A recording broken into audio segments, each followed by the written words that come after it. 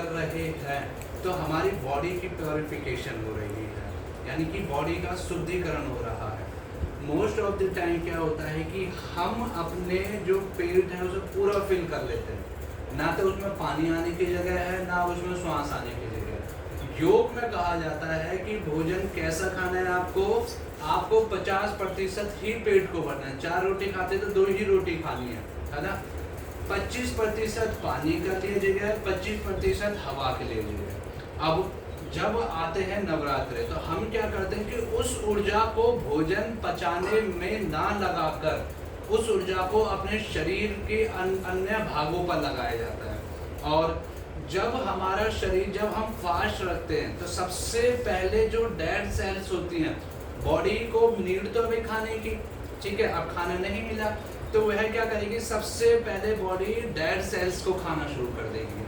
जो हमारे शरीर के अंदर स्टोर हो रहा है ना फैट, डेड सेल ही तो है, वो सबसे पहले डेड सेल को खाना स्टार्ट कर देगी। जब वो डेड सेल्स को खाएगी तो उससे क्या होगा, हमारी बॉडी की प्योरिफिकेशन हो रही है और क्या हो रही है, एनर्जी हाई हो रही है। जब हमारे शरीर की आवश्यकता के लिए शरीर ने ऊर्जा नहीं दी, जैसे भोजन पचाने के लिए ऊर्जा नहीं दी, अब वो ऊर्जा कहाँ लगेगी, हमारी आत्मिक उत्थान के लिए, यानी कि आध्यात्मिक पथ के लिए। जो भी आप चिंतन कर रहे हैं, जैसा भी आप चिंतन कर रहे हैं, अब उस चिंतन को आगे बढ़ाने के लिए वह ऊर्जा लगेगी। पहला तो ये हो गया कि आपका नवरात्रे क्यों रखे जाते हैं। दूसरा, हम एक ऋतु से दूसरी ऋतु की तरफ जा रहे हैं, है ना। अब वाली ऋतु में हमें थोड़ा मोटा और गर्म भोजन खाना होगा ताकि हमारा शरीर गर्म रह सके।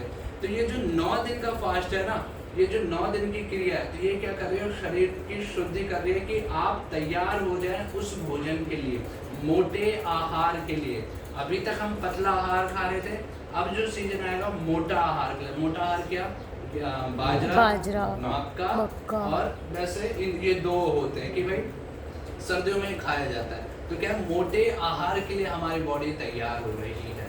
और शरीर के अंदर 9 द्वार है। कौन कौन से 9 द्वार, 2, 4, 6, 7, एनस और गुदा द्वार, 9, ठीक है। ऐसा कहा जाता है कि इन्हीं 9 द्वारों के माध्यम से आत्मा बाहर निकलती है। मानते हैं इस चीज को जी। जब हम नवरात्रों का या हम जब इस प्रोसेस से गुजरते हैं तो जब हमारे प्राण निकलने होते हैं तो दुख कम होता है, ऐसा कहा जाता है। किसी को आपने देखा होगा भाई उसके प्राण बड़े मुश्किल से निकले, तड़प रहा था। जब आप फास्ट का प्रोसेस करते हैं तो आपकी स्पिरिचुअल एनर्जी हाई हो जाती है, आध्यात्मिक एनर्जी हाई हो जाती है कि आप उस दुख को झेलने के लिए भी प्रिपेयर हो जाते हैं। क्योंकि बॉडी के अंदर एक शक्ति आ गई ना भाई, आप पूरे कई सालों से वो प्रयास करते आ रहे थे भाई 9 दिन का फास्ट इस साल रखा, अगले साल रखा, तो वो प्रयास करते हुए आ रहे थे। तो जब जब प्राण निकलते ना तो बिना किसी कठिनाई के वो शरीर से बाहर निकल जाते हैं। किसी के आंखों से, किसी के कान से, किसी के नाक से, देखा होगा आँख खुली रह गई या मुख खुला रह गया, तो वो प्राण निकलते हैं। तो ये क्या है कि हम तैयार कर रहे हैं अपने आप को उस परमात्मा के द्वार जाने में, इस शरीर को कोई कठिनाई ना हो। क्यों? क्योंकि हमने वह तप पहले ही किया है। वो मेरे शरीर को पता है कि मैंने ये ऐसा तप किया है। कभी हम कंफर्टेबल जोन से जब बाहर निकलते हैं, भाई पूरे दिन हम कुछ ना कुछ खा ही रहे हैं, मगर जब हम व्रत रख रहे हैं तो जैसे सिर्फ पानी या लिक्विड चीज़ें ले रहे हैं, तो उससे क्या है कि बॉडी के अंदर तरल, क्योंकि बॉडी 70% पानी से मिलकर बनी है, तो बॉडी के अंदर वो तरल पदार्थ बढ़ेगा, जिससे शरीर के अंदर कोई हार्ड या ठोस रह गया है, कोई चीज़ जो रुकी हुई रह गया, उसकी सफाई होगी। मगर अभी ऐसा नहीं होता। सुबह नाश्ते में फ्रूट्स हो जाएंगे, चलो ठीक है, दोपहर को कुट्टू की रोटी, कुट्टू के आटे की खिचड़ी, और फिर थोड़ी देर बाद चिप्स चलेंगी, फिर उसके थोड़ी देर बाद आलू की चिप्स चलेंगी, फिर शाम को कुट्टू की खीर बनेगी, फिर कुट्टू के मतलब सारे आइटम है।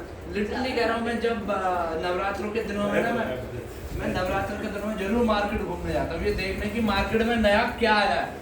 भाई साहब, कुट्टू के आटे की चिप्स भी चल रही है ना, हल्दीराम की थाली आ रही है। मैं ये हैरान हूँ कि फिर फास्ट का मतलब, इससे अच्छा तो धोखा मत दो अपने आप को, वैसे ही खा लो। जाहिर सी बात है, धोखा मत दो, वैसे ही खा लो। और एक चीज बताता हूँ, अगर आप पूरे दिन का व्रत नहीं रख सकते, जरूरी नहीं है, एक मील स्किप कर दो। 1 मील स्किप कर दो अपने आप से, मगर समर्पण भाव रखो अपने आप के लिए। मैं सुबह का ब्रेकफास्ट नहीं लूँगा, 12 बजे भोजन लूँगा जब तक पानी पर रहूँगा, बहुत बढ़िया। मैं सुबह का मैंने ब्रेकफास्ट ले लिया, शाम तक कुछ नहीं लूँगा, पानी पर रहूँगा, बहुत बढ़िया। मैं शाम का भोजन नहीं लूँगा। एक वक्त का भी अगर आप फास्ट रख रहे हैं तो भी आप अपने शरीर को पूरे दिन के लिए आगे तैयार कर रहे हैं। तो इतना प्रयास तो अवश्य करें, धोखा नहीं देना है ना। कल ही मैं बाइक पर आ रहा था, कल ही मेरे माइंड में आया एक ऐसे, मतलब देखा कि वो एक आदमी बहुत सारे फूल तोड़ रहा था, तो मैं समझ गया कि वो कहीं अर्पण करने जा रहे होंगे मंदिर में। तो एक थॉट आया कि ढोंगी है हम, दिखावा करते हैं, चढ़ाकर फूल माला उसके ऊपर। मतलब जिसका है उसे ही चढ़ा रहे हैं और कह रहे हैं कि लो प्रभु मैंने आपको समर्पित कर दिया। समर्पण करना ही है तो अपने आप को कीजिए, समर्पण करना ही है तो अपने अंदर से दुर्विचारों को कीजिए, समर्पण करना ही है तो अपने मानसिक दशा का समर्पण कीजिए कि भाई उसने मुझे ये कह दिया, मुझे उसकी बातों से प्रभाव पड़ गया। नहीं, आप अपनी चाबी किसी दूसरे के हाथ में क्यों दे रहे हैं? आपकी चाबी आपके हाथों में ही रहनी चाहिए, है ना।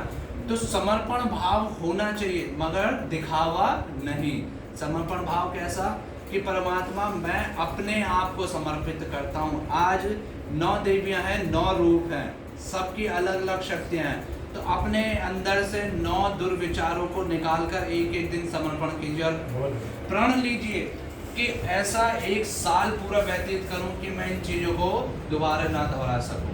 तो ये है समर्पण भाव आपका, ये है समर्पण भाव उस परमात्मा के प्रति। परमात्मा तो चलो बहुत बाद में, पर समर्पण है आपका अपने प्रति। आप अपने लिए ही अगर समर्पण भाव रख लेंगे ना, आप उस परमात्मा से मिल जाएंगे, क्योंकि आप उसकी उस अवस्था में आ गए जिस अवस्था में उसने आपको बनाया था, सत्य चित्त आनंद। जब आप इस अवस्था में आ गए तब आप उसके ही हो जाएंगे।